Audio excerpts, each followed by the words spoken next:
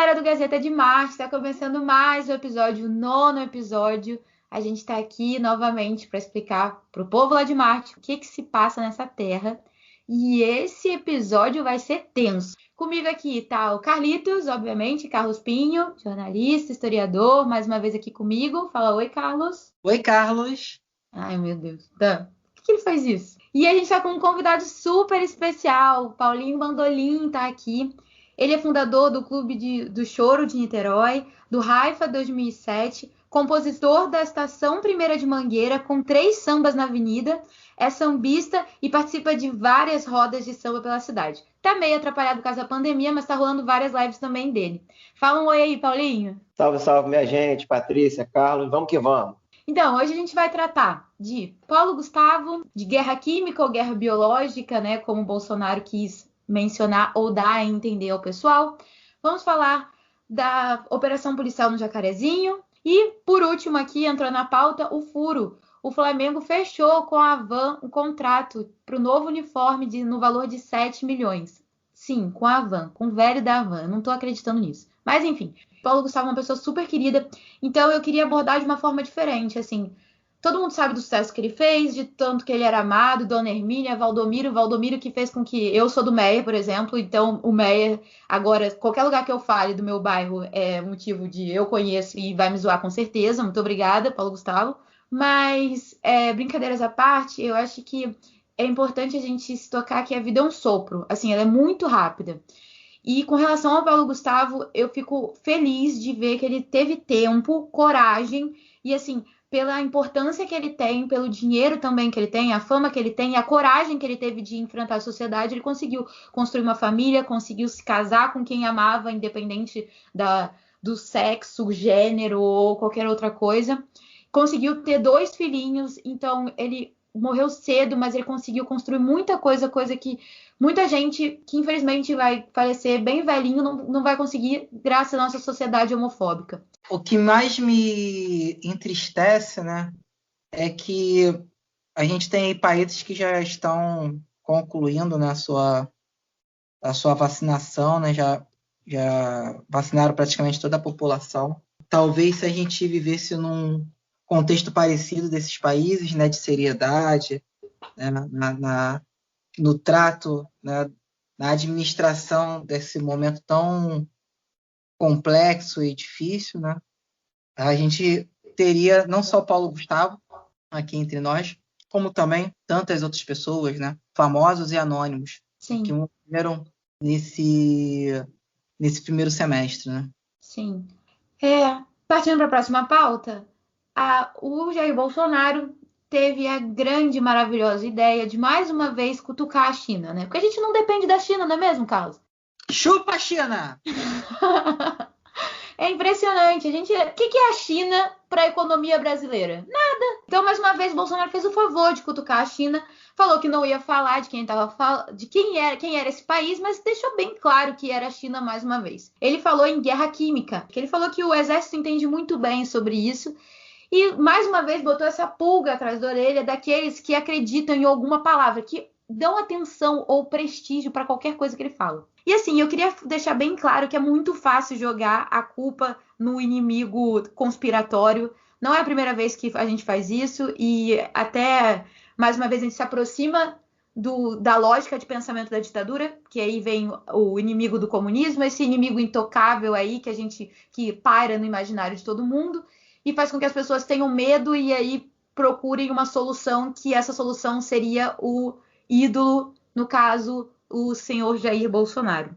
Então, é muito fácil falar sobre esse inimigo imaginário quando se ignora o desmatamento, se ignora a destruição das matas, dos rios, pelas grandes empresas mineradoras. É mais fácil ignorar o histórico tráfico internacional de animais silvestres, que é, sim, uma das causas, e inclusive a própria ONU trouxe isso. O tráfico de um animal silvestre, um mamífero, pangolim, ele possivelmente é uma das causas. Inclusive falam do morcego e tal, mas existe essa possibilidade. Porque o tráfico de animais silvestres faz com que você acabe com a biodiversidade e vírus que estavam nos animais começam a procurar os seres humanos, assim, por falta de espaço mesmo, assim. A gente está invadindo lugares que não eram nossos, e aí acaba dos pontos negativos disso é justamente as zoonoses. E a pandemia de coronavírus é um resultado disso, mas aí ninguém quer falar. O Jair Bolsonaro não vai falar sobre isso. Não sabe nem que é um pangolim, pessoas. Pois é, então. Ele vai achar que estão duvidando da masculinidade dele, vai achar que está falando de pingolim. Mas deveria saber, então. Então, eu estou informando para as pessoas para parar com essa teoria da conspiração, que é muito fácil. Aí tira toda a responsabilidade das costas dele. Tem que levar a informação com responsabilidade para os nossos ouvintes, para nossas ouvintes, no universo, na galáxia, e também Cuba, Síria, Irã e Coreia do Norte. Então, vamos lá. Em que momento o presidente Jair Bolsonaro citou a China? Ele não citou a China. Ele falou que foi o único país que cresceu o PIB esse ano. Ele só falou que foi um país que cresceu o PIB. Ah, tá. Mas a China foi o único que cresceu. Ah, mas aí não falou, você não falou. Ah, tá. Entendi, Carlos. Tá bom. Inclusive ele falou, não vou dizer para vocês. Deixou bem claro. Eu acho que ele não fez uma pergunta, que ele fala assim, ó, vou ler o que ele falou. É um vírus novo. Ninguém sabe, abre aspas para o nosso excelentíssimo, excrementíssimo presidente. É um vírus novo. Ninguém sabe se nasceu em um laboratório ou nasceu por algum ser humano ingerir um animal inadequado. Mas está aí. Os militares sabem que é uma guerra química, bacteriológica e radiológica. Eu estou tentando entender por que seria uma guerra radiológica. Mas, enfim, será que estamos enfrentando uma nova guerra? Qual país que mais cresceu seu PIB? Não vou dizer para vocês. Acho que é uma coisa meio show do milhão, sabe? Queria mesmo testar as pessoas. As pessoas estão afiadas, estão sabendo bem geopolítica, geografia e tal, essa questão toda, entendeu? E aí? Qual país que mais cresceu seu PIB? China! Parabéns, valeu! Tá sendo eu estou escolhendo bem as ministras aí, tá ok? Brincadeira aí, chinês aí. Eu acho que foi uma coisa mais nessa linha. O pessoal é muito maldoso, coloca muita palavra na boca do nosso presidente, que não sabe se expressar bem, entendeu? Entendi. Mas eu acho que ele só quis saber, que ele queria testar as pessoas, para saber se ele está trabalhando com uma equipe que está ligada mesmo nas questões aí. Entendi. Então tá, eu devo me desculpar, então. Que realmente a explicação do Carlos sobre ser o show do milhão, com certeza é a verdade. Não é esse inimigo. Não vou dizer para você. Cara, você acaba com a seriedade do podcast, falando sério. Enfim, com relação à operação que aconteceu no Jacarezinho. Peguei tanto o relato do MP, o que ele publicou lá, o MP do Rio, no site dele, quanto da Defensoria. O MP, ele deixa bem claro que essa incursão, essa operação policial, ela foi feita num cumprimento de mandado judicial de prisão preventiva e busca e apreensão no interior da comunidade, que a Polícia Civil apontou a extrema violência imposta por tal organização como um elemento ensejador da urgência e excepcionalidade para a realização da operação, elencando prática reiterada do tráfico de drogas, inclusive com homicídios, constantes violações aos direitos fundamentais de crianças e adolescentes e demais moradores, e informações de inteligência sobre o local e guarda de armas de fogo e drogas, tá? Lembrando que o MP ele não tem que autorizar essa incursão, ele deve ser comunicado dessa incursão e das suas justificativas devido àquele comando expresso do Supremo Tribunal Federal, né, no julgamento da DPF 635, que determinou, né, a incursão só quando for extremamente necessário. O MP diz que está investigando a situação, né, disponibiliza o número dele, que é 21-222-15-7003, que funciona no WhatsApp também, 24 horas para apresentação de denúncias, informações e oferecimentos até de registros audiovisuais de quem presenciou, enfim, para eles poderem investigar essa conduta. Estão lá com um perito deles no IML para ver quantos mortos, e aí o MP fala em 25 mortos, enquanto a Defensoria vai falar em possivelmente mais mortos. No podcast da Folha, estavam falando já em 28 mortos, incluindo aquele policial, né, que infelizmente é mais uma vida que se perde. Por outro lado, a Defensoria vem repudiando totalmente o resultado dessa ação policial, fala do descrédito que esse governo está dando ao Estado de Direito, constante desrespeito à Constituição. Não parece que não existe mais Estado Democrático de Direito. E assim, direitos e garantias fundamentais do artigo 5º da Constituição não são respeitados, obviamente. E nem o resto do nosso ordenamento é respeitado. Esse foi o maior desastre numa incursão policial, porque nunca houve tantas mortes aqui no Rio quanto essa. E assim, a Defensoria deixa bem claro que a questão de cor, raça, crença são determinantes nas comunidades. E aí parece que o direito não se aplica nesses locais. Então, eu queria perguntar primeiro a sua opinião sobre essa incursão e depois a gente conversa aí sobre isso. Na verdade, é uma chacina, né? O pessoal tem relativizado esse termo, como se fosse assim, você coloca uma chacina como se fosse um acontecimento trágico de assassinato em massa, mas de pessoas inocentes. Não, qualquer vida que for tirada em larga escala se configura numa chacina, seja numa guerra, seja numa incursão policial, seja num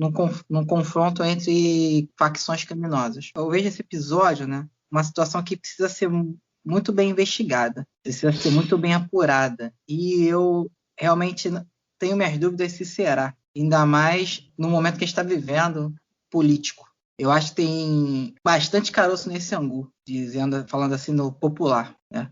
Não posso fazer aqui ilações, né, do que eu acho que deva ser, porque eu não tenho provas nenhuma. Tem pontos aí pontos soltos e ao mesmo tempo que você percebe uma conexão entre eles e perguntas sem respostas. Há um argumento, né, que eu vi bastante da quinta-feira para cá, que é o de que essa suspensão, digamos assim, de ações policiais nas comunidades, determinada pelo STF, fez com que as facções criminosas se armassem ainda mais, se preparassem ainda mais, treinassem ainda mais para uma situação como essa de uma invasão. Pô, se teve esse treinamento, esse preparo, esse reforço aí de armamento e de inteligência, digamos assim, para conter um avanço policial, com quem essa galera treinou? Porque esse treinamento foi muito mal feito, porque que ultra preparo é esse em que entra a polícia na comunidade e morre um de um lado e morre 27, 26 do outro? Que autopreparo foi esse? Com certeza não foi com o exército de Israel que esses traficantes fizeram treinamento. Eu não estou dizendo aqui que, oh meu Deus, tadinho dos bandidos que morreram. Ao mesmo tempo, por isso que a questão é muito complexa, sabe? Não é questão assim de você ficar tentando botar uma frase de efeito para poder ter like na rede social. A polícia disse que entrou com não sei quantos mandados de prisão na comunidade. Então, por que não prendeu? Por que matou? É a questão que eu tento trazer muito, porque geralmente, já quando fala direitos humanos, já vem uma pecha já de defender do bandido, não sei o quê. Quando, na verdade, direitos humanos vale tanto para o bandido quanto o policial que morreu também. Os direitos dele devem ser protegidos e todos nós que estamos vivos. Então, era para ser o direito mais valorizado, assim, eu acho, pelo menos, porque, tipo, diz respeito a gente diretamente. Mas parece que quando você fala da vida de um bandido, ela vale menos. Então, eles todos eram suspeitos, todos eram envolvidos. Então eram para ser presos, não eram para ser mortos. Aí eles falam, mas se você entrasse lá nesse território hostil, não sei o quê, eu queria ver você ir prender e não matar, assim, sabe? Que realmente deve ser muito hostil. Mas essa hostilidade é todo dia fomentado por todos os braços do Estado. Realmente é muito complexo. Eu não tenho aqui a solução. Então, o segundo ponto é essa questão que você abordou. Ao mesmo tempo, eu entendo que quando você entra numa área, num território hostil, em que você vai ser recebido com bala, no fim das contas, só um vai sobreviver. Ou você, ou quem está atirando em você. Só que, se a gente for considerar isso, teríamos, a cada operação policial, uns 15 mortos. 20 mortos. E nesse caso específico, o que chama a atenção é a quantidade de mortos, né? O pouco que ainda se sabe disso tudo. E o do caráter nebuloso dessa operação. Passando por cima de uma decisão do STF e também passando por cima dos procedimentos de regulamentação da operação em si, em termos da sua publicidade, digamos assim. Ô, Carlos, o podcast da Folha, que eu cito direto aqui, que é o Café da Manhã, ele trouxe uma coisa muito legal, assim. Ele trouxe, perdão, eu esqueci o nome do advogado, mas ele é lá da comunidade do Jacarezinho mesmo. E ele fala sobre a operação de vingança, que geralmente quando acontece isso de um policial ser morto, geralmente veio uma operação depois que incrivelmente mata um monte de gente, porque os nervos estão à flor da pele. Existe, é bem normal a gente pensar nesse sentimento de vingança. E esse policial que morreu, ele morre logo, acho que nos primeiros 30 minutos de operação já acertam ele. Então, ele atribui a isso esse número recorde de vítimas, sabe? Tanto que tem o cara que tá lá comprovado que foi morto sentado na cadeira e tal, sabe? Na frente da criança, no quarto da criança. E esse é o que me choca muito com relação a esse assunto, é as pessoas defenderem, primeiro, porque eu não vejo nenhum resultado positivo disso, sabe? Eu só vejo aumentar mais a violência. Esse discurso todo que foi aumentado pelo Witzel e pelo Bolsonaro, e agora com o Cláudio Castro continua com essa mesma coisa de atirar na cabecinha, né? Os caras, quando vem a polícia entrando, você acha que qual é o pensamento dos dois lados?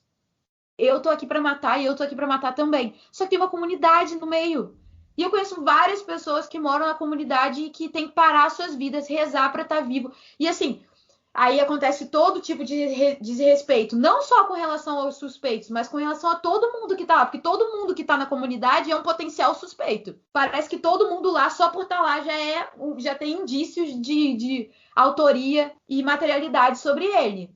Então pode entrar, pode violar o asilo da casa, pode entrar numa boa, pode abrir, pode confiscar as coisas, quando na verdade aqui fora, se você vai prender o cara que, sei lá, o deputado que roubou milhões, tá envolvido com milícia, tá acusado de ter matado 5. Eu não vejo a polícia chegar e matar o porteiro acusado, sei lá, suspeito de estar envolvido. Ninguém faz isso aqui no asfalto. Mas a comunidade é um mundo paralelo, onde parece que a Constituição não se aplica. A gente estuda em processo, quando vai fazer busca e apreensão, tem que individualizar ao máximo, assim. Aí é um prédio comercial. Aí você tem o escritório em um andar e eu boto o andar errado, volta, meu amor. Você não vai conseguir ir no outro. Isso acontece com a gente aqui. Agora lá, eles falam, mas como é que eu vou determinar a casa que não tem número, que não tem não sei o quê? E aí, depois de modificar a cena do crime, não se sabe, não existe cadeia de custódia. Um detalhe interessante, tem um detalhe curioso nesse ponto específico que você cita. Os corpos foram retirados dos locais antes da chegada da perícia, né? Isso fotografado amplamente aí, tá aí nas redes. Quem já viu Tropa de Elite 2? Quem já viu um Law and Order, um CSI, um Chicago PD, sabe que tem muito mais caroço nesse angu, as coisas não são tão simples assim, do bandido bom, bandido morto e tal. Inclusive, esse fator de um policial morto é um fator que me intriga muito. Apenas um policial morto. Não que eu quisesse que tivesse mais policiais. Eu queria que estivessem todos vivos. Os policiais e os bandidos presos. Agora, tomando uma cana dura. Entendeu?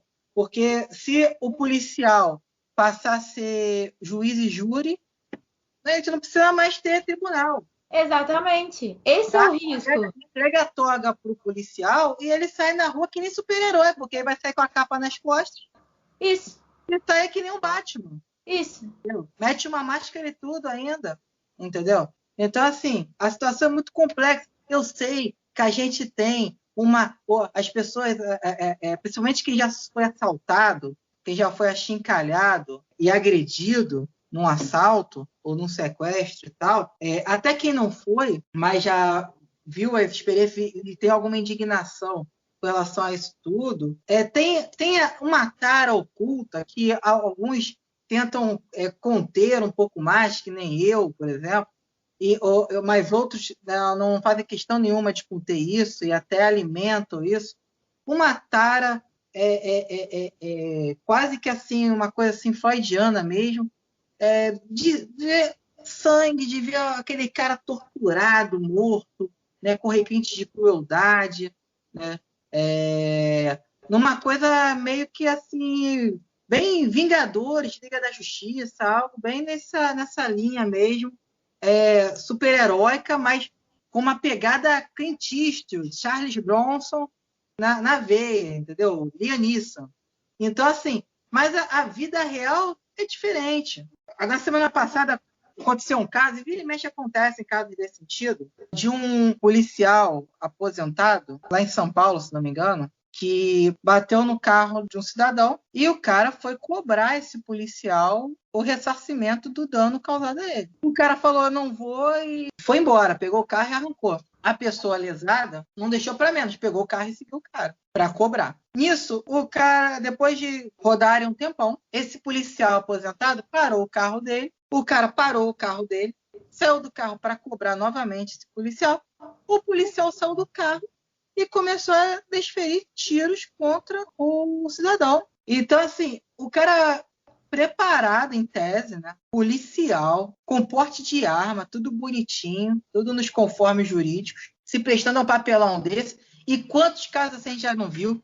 De até briga em estacionamento de policial civil com militar, de policial com segurança de estabelecimento. Quantas tretas que a gente já viu nesse sentido? O senhor presidente, inclusive, se manifestou chamando assassinados de traficantes que roubam, matam, destroem famílias e parabenizou a PM, sabe? Então a gente não pode ficar, ele só fala, não faz. Eu não subestimo. Mas o que eu quero que a gente entenda que assim, a gente não tá aqui, eu sei que você não tá também, falando, porra, todo policial eu não sei o quê. Não, eu tô falando que uma conjuntura toda errada de animosidade que é fomentada dos dois lados, de um policial que quem vai para a linha de frente é completamente, assim, é mal pago, tem que trabalhar em vários empregos, lida com uma situação de estresse auge, assim, que é difícil manter o controle.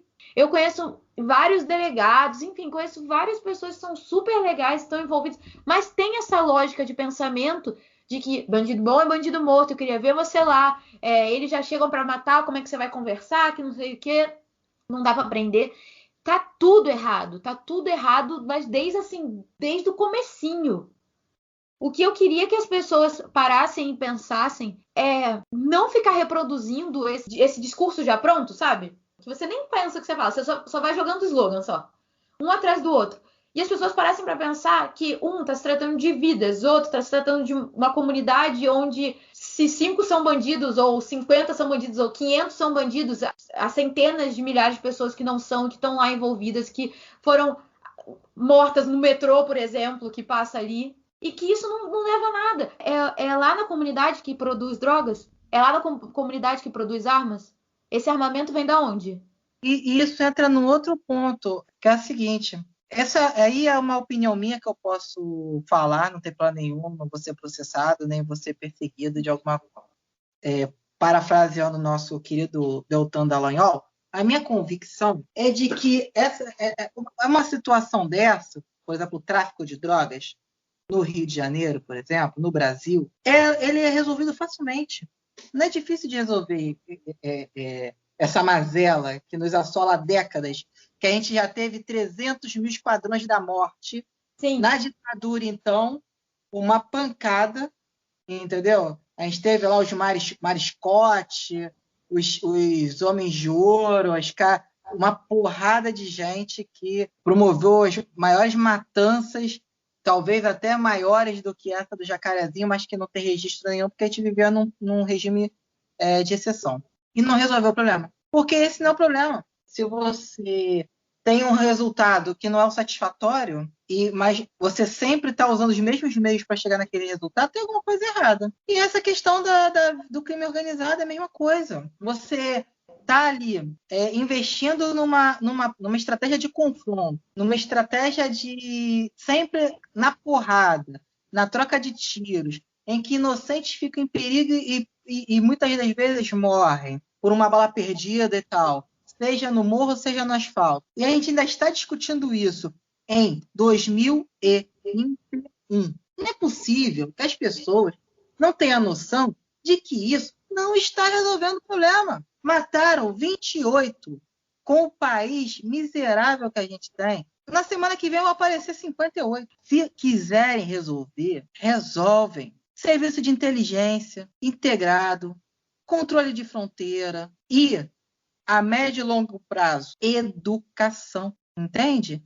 Fizeram esse final de semana, estavam circulando no WhatsApp aí da vida, um vídeo de uma senhora numa laje dançando funk com um fuzil no braço e a foto de uma outra senhora chorando no RJTV a morte do seu filho. Já fizeram checagem dessas imagens e já concluíram que não era a mesma pessoa. Antes de fazer a checagem, eu já estava meio óbvio para mim que não era a mesma pessoa e tal. Eram só senhorinhas com carinha de senhorinhas.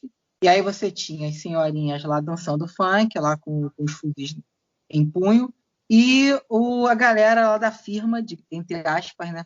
A galera da firma ali confraternizando ao fundo. Gente, tem alguém ali com MBA? Tem alguém ali que foi dos serviços táticos, lutou no Vietnã, no Iraque, no Afeganistão, que fez curso de estratégia de guerra com o Bruce Willis? Gente, são pessoas ali pessimamente preparadas, que se fazem numa vantagem apenas territorial e formar barricadas e outras estratagemas básicas de guerrilha, mas que tanto na questão econômica da movimentação financeira da operação, como também na questão bélica, na questão da movimentação de guerra ali, não são altamente preparadas, não são. Não estou tratando-os como coitadinhos. Estou tratando de uma maneira realista, porque às vezes a gente vê muito filme e vê lá o mega traficante, o cara, o bambambam e tal. O mega traficante brasileiro não está na favela. O mega traficante brasileiro, ele está ali movimentando as peças dele, na maior tranquilidade. Desculpe o grau de realismo e sinceridade que eu vou falar, e pode parecer até insensibilidade da minha parte, mas para o sistema, essas 27, 28 pessoas, incluindo o próprio policial, são totalmente descartáveis e foram mortas exatamente por não pesarem em nada. Nós temos aí várias comunidades do Rio de Janeiro que não é feita nem cosquinha nelas. Inclusive comunidades que, durante os períodos mais altos aí de pandemia, promoveram shows com aglomeração, promoveram eventos, inclusive com cantores de pagode famosos, que inclusive foram detidos recentemente. Tá brincando de show do milhão também, Carlos? Não vou falar. E esses eventos acontecem ao lado de delegacias instaladas na comunidade, que poderiam perfeitamente proibir esses eventos, não proíbem. Então, assim, o buraco é muito mais embaixo, a coisa é muito mais complexa, né, do que esse bang-bang de achar que não, tem que matar mesmo, tem que sair matando e tal. Não vai resolver, porque a questão é muito, muito, muito, muito, muito, muito maior.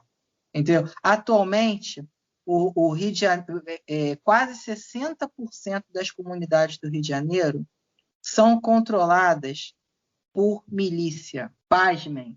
Em torno de 15%, se não me engano, 15%, controladas pelo tráfico. E o restante se divide entre parceria entre milicianos e traficantes e zonas em conflito, em disputa entre milicianos e traficantes. Então, a gente está vendo aí um avanço com pouquíssima ação prática de contenção, um avanço acelerado das milícias nos últimos tempos no Rio de Janeiro. Não estou falando que se entre numa comunidade com milícia e se faça a mesma coisa que foi feito no Jacarezinho. Eu estou colocando um dado. E entendedores entenderão o que eu estou falando aqui.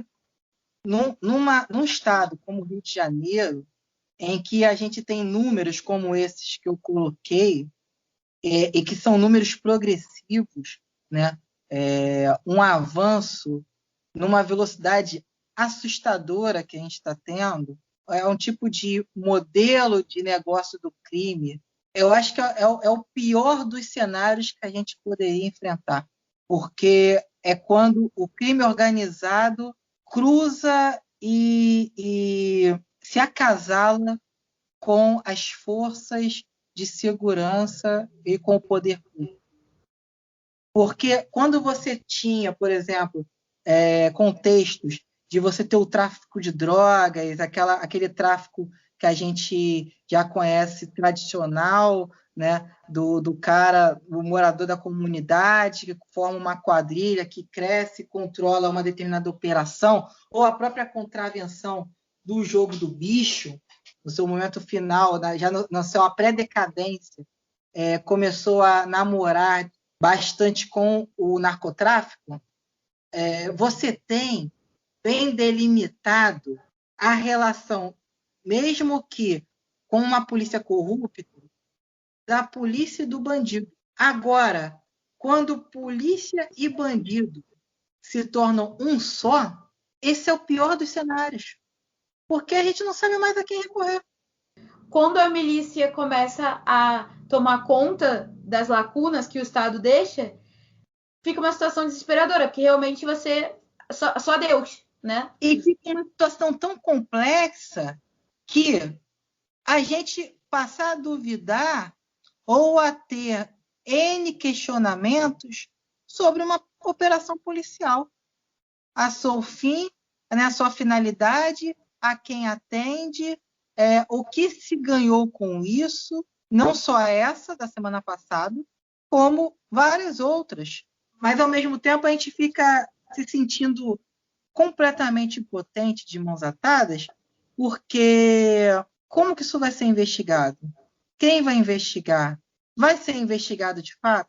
Carlos, eu acho que é até mais acalentador pensar que o policial é esse ser magnífico aí que foi lá, combateu o crime, lá, do que entrar nessa zona nebulosa aí que você vai ficar perdido sem resposta alguma e Exatamente. que vai te dar uma sensação de segurança tão bizarra que é melhor você se enganar.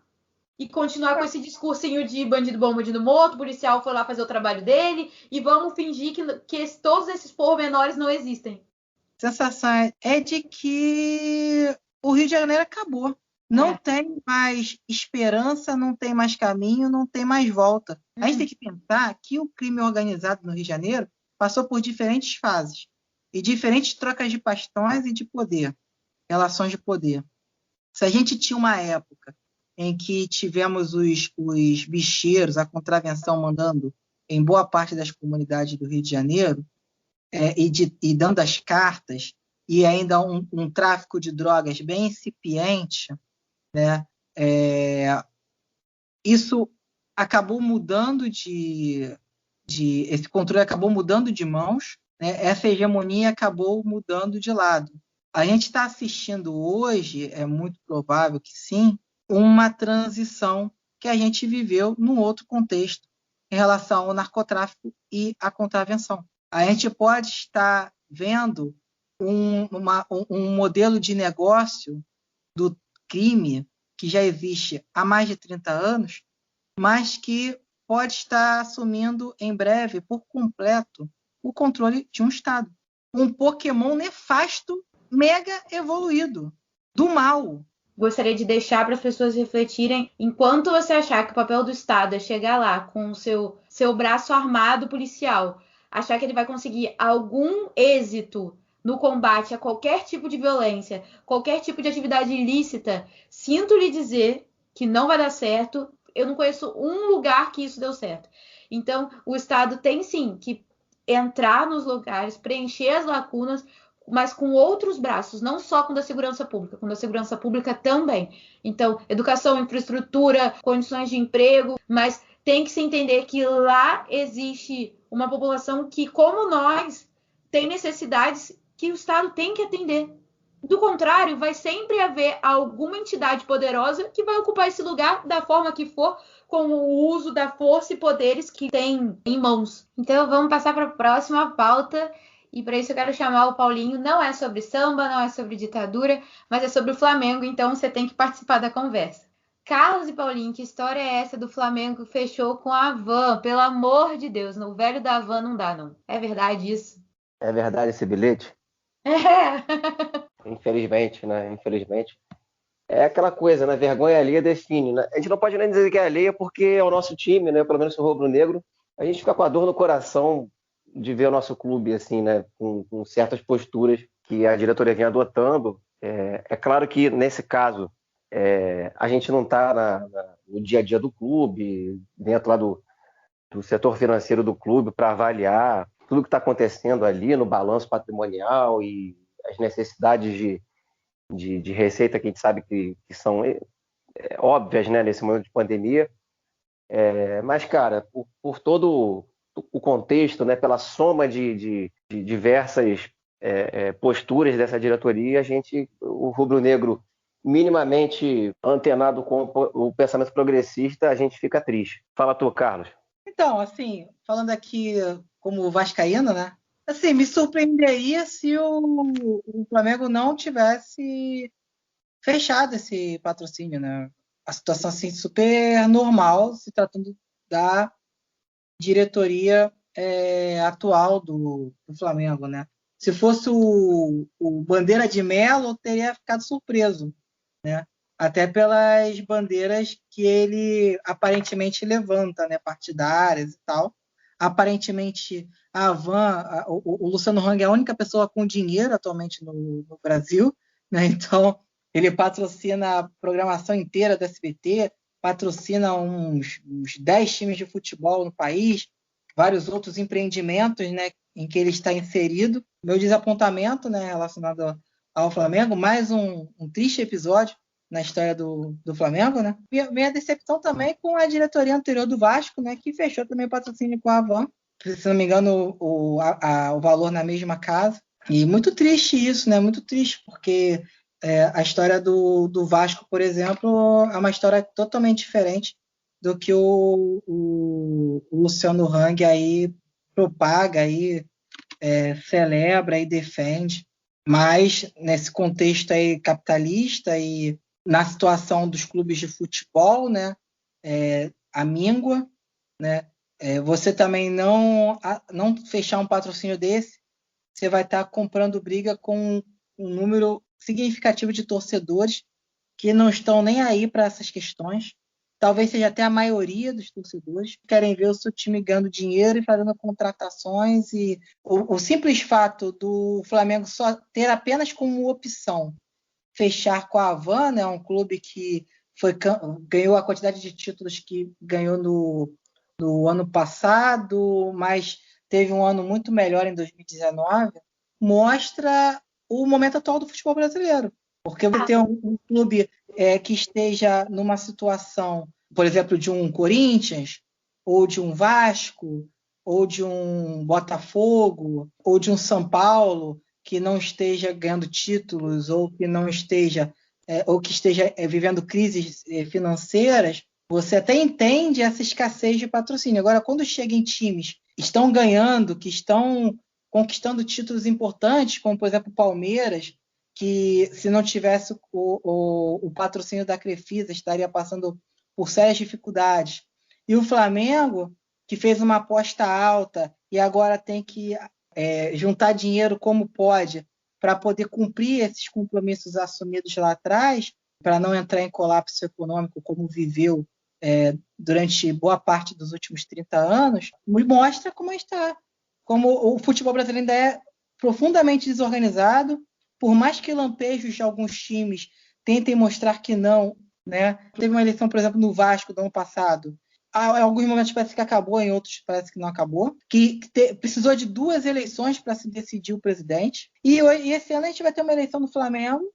Pode ser o início de um racha aí na política do clube e que isso vai se refletir no futebol. Ô, Carlos, mas não tinha outros patrocinadores? Cadê o Guaraná Dolly, sei lá, o Biscoito Globo? Não é possível que a Havan era a única opção, gente.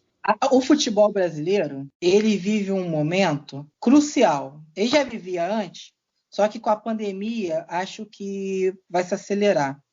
Que é o quê? O futebol, enquanto equipamento de publicidade, como a galera costuma dizer aí no marketing, na publicidade, ele se tornou um equipamento muito caro para o que ele entrega, em termos de retorno para as marcas que investem nele. essa queda de visibilidade causada pela cisão de determinadas competições que deixaram de fazer parte do guarda-chuva da Globo, isso resultou aí numa queda brusca de visibilidade de audiência dessas competições, como, por exemplo, estaduais, né, e Libertadores. E você tem um contexto de crise, com clubes superdimensionaram o seu potencial em termos publicitários, em termos de retorno com a patrocinadores e tal, e fizeram apostas altíssimas e que hoje estão pagando o preço dessas apostas.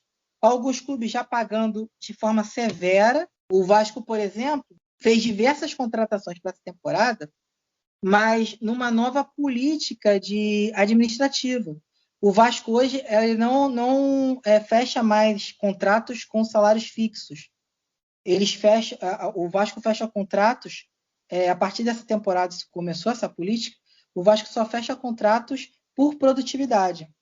O jogador recebe de acordo com o que ele produzir em campo, com o número de jogos que ele disputa, com minutos jogados, com gols marcados, com assistências feitas. Entendeu? Esse é o modelo atual de remuneração do Vasco para essas novas contratações. A gente está vivendo um novo momento aí do futebol brasileiro, início de um novo momento, que alguns clubes já estão tentando se adaptar, mesmo que a duras penas, essa nova realidade, como, por exemplo, essa nova diretoria do Vasco teve, não é que eles são bonzinhos, são à frente do tempo, tiveram que se adaptar, porque era isso ou era o que se tinha antes, entendeu? E outros clubes vão ter que se adaptar, porque não é possível que um clube pague, por exemplo, 1,5 milhão para um jogador que fica mais no departamento médico do que atuando, por exemplo. Pague 500 mil no jogador que vá para a balada, que está fora do peso, que está fora de forma, mas que você tem que se comprometer com aquele salário porque foi o contrato que você fechou. Paulinho, você concorda com o Carlos? Ou ele está puxando muito a brasa para o Vasco, dando esse tom vanguardista e inovador para o Vasco, quando na verdade o nome disso é falta de dinheiro e a única forma possível era essa de contratar. Então ele lança esse modelo aí super subjetivo, porque eu não sei como é que a pessoa, um jogador, vai receber por produtividade, assim. Quantas vezes ele tocou na bola? Paulinho, só uma pergunta para você. Você escutou o final da minha fala, né? Você escutou que eu mencionei que o Vasco não estava fazendo isso porque ele era bonzinho, porque a diretoria atual está à frente do tempo, é visionária, mas porque não tinha outra alternativa a não ser fazer isso. Só ressaltando, né? Você ouvinte, né, está gravado o que eu falei, né? E os ouvintes também estão de prova que você ficou rogando praga pro Flamengo e pro Palmeiras para eles entrarem numa enorme crise. Daqui a pouco você vai ver as. Ele profetizou aqui uma hecatombe rubro-negra, né? Praga. Estou apenas bebendo na fonte do passado, de Cruzeiros, de Botafogos, de Atlético Mineiro, que é outro que a conta vai chegar. Atlético Mineiro é outro que a conta vai chegar. Quer dizer, já está chegando, né? Porque o Atlético Mineiro é um clube que não consegue pagar o salário da maioria dos seus jogadores, mas, mesmo assim, contrata jogadores hiperinflacionados, como, por exemplo, o Hulk. É um fenômeno o Atlético Mineiro, em que os jogadores trazidos pelo investidor recebem e os jogadores que não foram trazidos pelo investidor não recebem. É apenas um modelo que está sendo dado continuidade, né? Esse modelo vitorioso Fluminense da Unimed. Tem alguns times, tipo o meu, não o seu, que existe um limite para roubalheira. A gente sabe até onde. O seu não, o seu extrapolou todas as possibilidades. Foi até o fundo do poço. Patrícia Góes, eu não vou citar os nomes, que eu não quero ser processado. Como rubro-negro de longa data, sabe bem que a ficha corrida do Flamengo é extensa. De gente que sofreu até impeachment. De gente que quase foi presa aí recentemente. Um pobre no Flamengo saiu rica. Meritocracia. Se você não sabe o que é isso. Chama empreendedorismo. Não, é inegável que os tempos são outros, né? A ficha está caindo. aos pouquinhos para todos os clubes e o Flamengo saiu na frente nesse processo todo de reestruturação. Obviamente que acabou dando um passo grande no final na virada de 19 para 20, né? Até por todo o sucesso esportivo que teve em 2019, e veio a pandemia, que era algo que não estava previsto. Mas a dúvida que eu fico com relação voltando ao caso da Havan, é porque a gente tem tudo na vida é isso, né? Quando você olha o contexto, o conjunto das ações que um clube ou uma pessoa, uma empresa, aquilo ali configura, você começa a configurar um cenário e uma opinião do que aquilo ali tem como fio condutor, né? E isso que incomoda, assim, eu acho que qualquer clube que esteja na situação do Botafogo, por exemplo, do Vasco, com muita dificuldade, né? Com uma dívida, sei lá, beirando aí 700 milhões, 1 bilhão, não sei se já chegou a tanto, mas tá nesse nível, né? Vários clubes aí. Cara, qualquer clube nessa situação fechar com a Havan, independente de qualquer orientação política, é muito compreensível, né? No caso do Flamengo, como eu falei, eu não estou lá analisando os balanços e o quanto o Flamengo precisa arrecadar esse ano para cumprir o seu orçamento e tudo mais. Mas quando você olha para a forma como essa mesma diretoria tratou o caso do incêndio no Ninho e como ela se comportou no auge da pandemia, indo a Brasília furando e olhando só para si, para tomar uma vantagem de contratos televisivos e voltar a treinar sem dialogar minimamente com outros clubes. Tudo isso formula uma postura assim que não é legal, né? E aí, quando vem um contrato desse com a Havan, você já olha de uma maneira mais torta. Eu acho que tem os dois lados da moeda, mas como rubro-negro eu fico bastante incomodado. Dicas do Pinhão. Dicas do Peão na área, se derrubar é pênalti, o momento mais aguardado da Gazeta de Marte, ou não, será? Você que sabe, comente aí, sei lá onde. Mas vamos lá, Dicas do Pinhão de hoje é para falar de um artista incrível, de um artista antológico, como a galera costuma falar hoje em dia, icônico. Trata-se de Cassiano. Perdemos recentemente, que perdemos de forma lastimável, esquecido pelo grande público, esquecido pela mídia. Cassiano é um marco na música brasileira. Ele nasceu na década de 40, veio bem cedinho para o Rio de Janeiro, nascido em Campina Grande, na Paraíba, veio bem cedinho para o Rio de Janeiro tentar a sorte. E não podemos dizer que ele não conseguiu sucesso, né? Pelo menos na primeira fase da sua vida, primeira metade da sua vida. Ele é simplesmente uma das pedras fundamentais do movimento da Soul Music brasileira, do movimento Black Rio, como você queira dizer. Um cara que empoderou gerações, que criou as pedras fundamentais de um estilo, e não só de um estilo, de uma cultura, de um comportamento, que está presente até hoje aí, para muita gente que talvez nem conheça o Cassiano, mas bebe na sua fonte. Se você não conhece a obra de Cassiano, procure nas plataformas digitais, procure no YouTube, pesquise a vida dele, pesquise o que ele deixou. Para a maioria das pessoas, Cassiano ficou conhecido como autor de Primavera, e até o noticiário da sua morte ressaltou esse aspecto. Sucesso na voz do Tim Maia.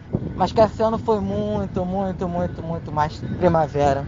Cassiano foi o Vale, Cassiano foi o Castiçal, Cassiano foi um comportamento, Cassiano trouxe pérolas que afagam a alma de todos nós. E se você não ouviu ainda, escute, que você vai se emocionar. Então é isso aí, Dicas do Pinhão de hoje. Então, vamos encerrar? Partiu. Até o próximo episódio. Muito obrigada por ter participado, tá, Paulinho? Espero que você participe. Aliás, vai participar mais. Carlitos, beijinhos também. Obrigada por ter participado mais uma vez. A toda a galera de Marte e da Terra também, beijos. Manda beijo aí, vocês. Um beijo. Valeu, manda beijo. gente. Um beijo. Valeu, beijão. Beijo, gente. Até o próximo episódio.